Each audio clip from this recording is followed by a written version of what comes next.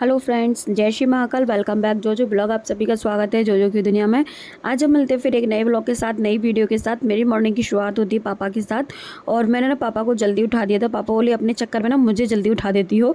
मैंने कहा कोई बात नहीं पापा, भी नवरात्रे चल रहे हैं, तब तक जल्दी उठ जाओ, फिर मैं उसके बाद आपको आराम से उठाया करूँगी, आराम से ब्रश कराया करूँगी। ब्रश करने के बाद मैंने पापा को दे दिया था गर्म पानी। पापा गर्म पानी पी रहे थे, और मैं पापा को इसलिए जल्दी उठा देती हूँ क्योंकि मैं जल्दी नहा के पूजा पाठ करके फ्री होती हूँ, क्योंकि नहीं तो फिर मंदिर में बहुत ज़्यादा भीड़ हो जाती है, मैं जल भी नहीं चढ़ा पाती। जैसे मैं पूजा पाठ करके फ्री हुई, और वैसे ही सपना की मम्मी आ गई थी मेरे घर के, मतलब लली चलो, मतलब मेरी सपना ना बहुत ज़्यादा बीमार होगी, तो एक बार ना उसका बीपी चेक कर लो, मतलब वो उठ नहीं पा रही, उसे बहुत ज़्यादा चक्कर आ रहे हैं। मैंने कहा ठीक है चलो मैं आती हूँ। फिर मैं बीपी की मशीन लेकर पहुँच गई थी, और मैंने जाके सपना का बीपी चेक किया। जब मैं उसका बीपी चेक कर रही थी ना, तो मैं तो देखकर दंग रह गई थी। मतलब सपना का बीपी इतना ज़्यादा लो था, तो वैसे ही वो बेचारी खड़ी नहीं हो पाएगी। मैंने कहा आजकल के बच्चों का भी बीपी इतना ज़्यादा लो होने लग गया है। और उसके बाद ना फिर मैं घर आ गई थी, और मैं उनको बोल के आ गई थी। मैंने कहा चाची आप इसको ले जाओ डॉक्टर के पास, आप एक बार डॉक्टर को दिखाओ और उनसे अच्छी दवा लो, उनका तबीयत ठीक होगी। और उसके बाद ना घर आके मैंने अपना काम किया, और उसके बाद ना फिर मैं पापा से बोली थी, मैंने कहा आप बार बार उठ रहे हो, बार बार लेट रहे हो, क्यों टेंशन ले रहे हो इतनी, आराम से बैठो, एक बार में बैठ जाओ। और उसके बाद ना फिर हम खाना खाने लगे थे। मम्मी ने पापा को खाना दे दिया, पापा अपना खाना खा रहे थे चेयर पे बैठकर, और इधर मैं और मम्मी खाना खा रहे थे। मैं मतलब खाना लेकर आ गई थी, सेम आलू की सब्जी थी, साथ में बूंदी का रायता था, और गर्मा गर्म रोटी थी। सेम आलू की सब्जी ना मेरी बहुत ही फेवरेट है। फ्रेंड्स कमेंट में बताओ कि किस किस को अच्छी लगती है, लेकिन मुझे ना रायते के साथ ही बहुत अच्छी लगती है। उसके बाद ना खाना खाने के बाद हम सब फ्री हो गए थे। मैं और मम्मी थोड़ी देर के लिए लेट गए थे, और थोड़ा सा आराम करने के बाद उसके बाद मैं मंदिर जाऊँगी, फिर उसके बाद आके सोती हूँ। और पापा ना वॉक करके गैलरी में से पूरा वॉक करके, मतलब पापा अंदर आ रहे थे। उसके बाद ना पापा अब लेटेंगे, फिर पापा की मालिश वगैरह होगी। अब तो पापा अपने आप खुद से ही अकेले वॉक करने लग गए हैं, और देखकर बहुत अच्छा लगता है जब पापा खुद से अकेले वॉक करें, तो बड़ा ही अच्छा लगता है अंदर से कि हाँ पापा पहले से ठीक है, पहले से इंप्रूवमेंट हो रहा है। और उसके बाद ना मैं मम्मी के पास आ गई। मैंने कहा मम्मी अब अंदर आ जाओ, बहुत टाइम हो गया है। मम्मी बोली अभी रुक जाओ, कपड़े तो धुल ले। हमने कहा ठीक है।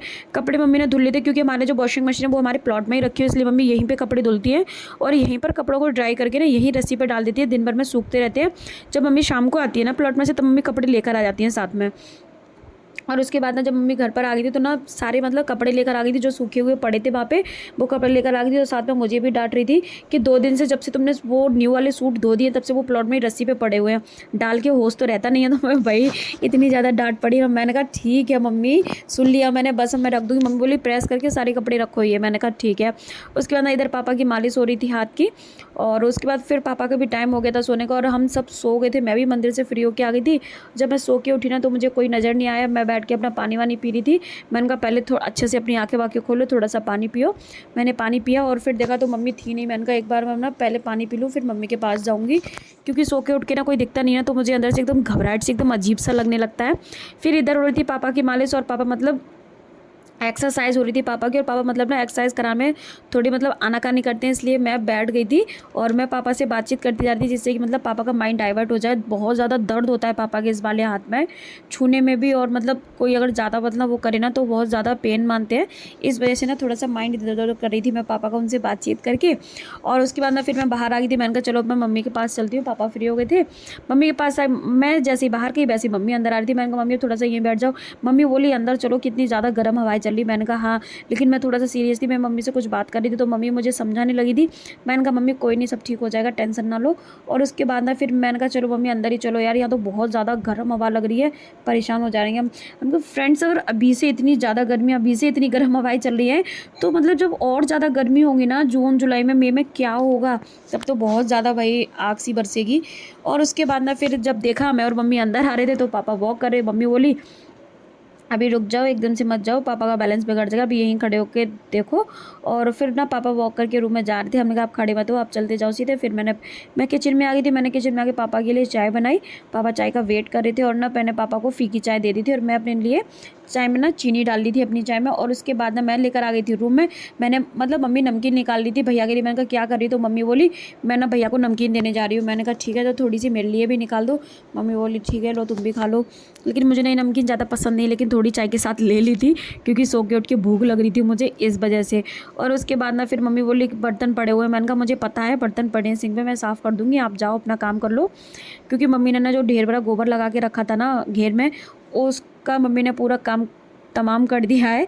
थोड़ा बहुत रह गया है, बस मम्मी उसको मतलब उसके पीछे ही पड़ गई। अब तो उसको उसका काम ख़त्म करके ही रहेंगी। मतलब मम्मी ने उसको पूरा मतलब पात पात के ख़त्म कर दिया उस गोबर को। और उसके बाद ना फिर मैंने सारे बर्तन साफ़ किए, और फिर थोड़ा सा मुझे बाहर भी जाना था, क्योंकि पूरा टाइम घर में ही हो गया था, इस वजह से बस थोड़ा सा घर के बाहर जाके बैठ जाती हूँ, वैसे कहीं नहीं जाती हूँ। और उसके बाद ना फिर मैं भैया के रूम में आ गई थी, क्योंकि भैया ने बहुत पहले आवाज़ दी थी। मैंने कहा बताओ क्या कहते, तो भैया बोलते कुछ खाने को ले आओ। मैंने कहा मैं क्या खाने को ले आऊँ, तो बोले कुछ है। मैंने कहा लाई चने जो मैं मम्मी पापा के लिए कल लेकर आई थी, तो बोले थोड़े से मेरे लिए ले आओ, एक प्लेट में थोड़े से चने ले आना, थोड़ी सी लाई ले आना। मैंने कहा ठीक है। और मैं ना क्रंची वाली जो लाई अलग आती है ना, वो वाली लाई लेकर आई थी इस बार, जो कि बहुत अच्छी लगी मेरी मम्मी को। और फिर ना चाची मार्केट से घर जा रही थी और मैं उन्हें बैठी हुई मिल गई, तो चाची आके बैठ गई। रियली में फ्रेंड्स चाची बहुत ही अच्छी हैं। और ना अगर मैं बैठी दिखती हूँ ना, तो मतलब आके बैठ जाती है, कुछ बातचीत करनी हो तो ज़रूर मेरे पास आती हैं, मतलब हर बात को शेयर करती हैं, मुझे अच्छा लगता है। और उसके बाद ना दादी और बुआ यहाँ पर बैठी हुई थी, और उसके देखा तो भाई पापा आ गए थे। पापा बोले क्या हो गया है, क्यों बैठी हूँ। मैंने कहा कुछ नहीं, ऐसी बैठी हूँ, आपका वेट कर रही थी मैं कि पापा मंदिर से आ रहे होंगे। और उसके बाद मतलब दादी भी वहीं पर बैठी हुई थी। मम्मी मतलब घेर में जा रही थी भैंस को दवा खिलाने के लिए। पता नहीं मेरी भैंस को क्या हो गया, मतलब ठीक क्यों नहीं हो रही, उसको तो लूज मोशन होके ही रह गए हैं।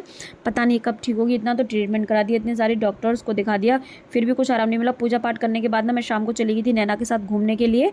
मैं नैना संध्या तीनों ही थे। और आई थी वैसे मैं और नैना दवा लेने के लिए आए थे, लेकिन भाई कहते हैं ना, बस कुछ खाने को दिख गया तो बस वही डोसे ने हम लोग को खींच लिया, और हम लोग पहुंच गए भाई डोसे के पास, और अन्ना भैया के पास पहुंच गए, जहाँ पे मैंने और नैना ने संध्या ने तीनों ने डोसा खाया। डोसा खाने के बाद फिर नैना बोली चलो कुछ मीठा और ठंडा खाते हैं। हमने कहा चलो। फिर हम पहुंच गए भाई फालूदा वाली ठेली पे, जहाँ पे हम तीनों ने फालूदा खाया। हमें यहाँ का फालूदा बहुत ही अच्छा लगता है। और उसके बाद ना फिर हम घर आ गए थे, और घर आके देखा तो वही बातचीत हो रही थी। मैं मम्मी के लिए भी फ़ालूदा लेकर आ गई थी, क्योंकि ये फ़ालूदा मेरी मम्मी का बहुत ही फेवरेट है, मेरी मम्मी को अच्छा लगता है। और देखा तो पापा सो रहे थे, पापा कितने आराम से सो रहे हैं। और जब मैं पापा से पूछूंगी ना पापा क्या कर रहे हैं, कुछ नहीं कथा सुन रहे हैं, फ़ोन को ना मतलब अपने ऊपर रख लिया और आराम से खराटे दे के सो रहे थे। मैंने कहा मम्मी ये क्या हो रहा है, तो मम्मी बोली पापा ना नींद में कथा सुन रहे हैं। मैंने कहा अच्छा। भैया यहीं पर लेट कर बातचीत करे थे, भैया और मम्मी दोनों। फिर मम्मी बोली तुम आ गई हो तो जाके काम कर लो। मैंने कहा आधी साथ मुझे काम बता दिया। मम्मी बोली तो क्या हो गया, काम करो, जाओ दूध गर्म कर लो। भैया बोले मेरे लिए ब्रेड सेक दो। मैंने कहा ठीक है भाई कर रही हूँ।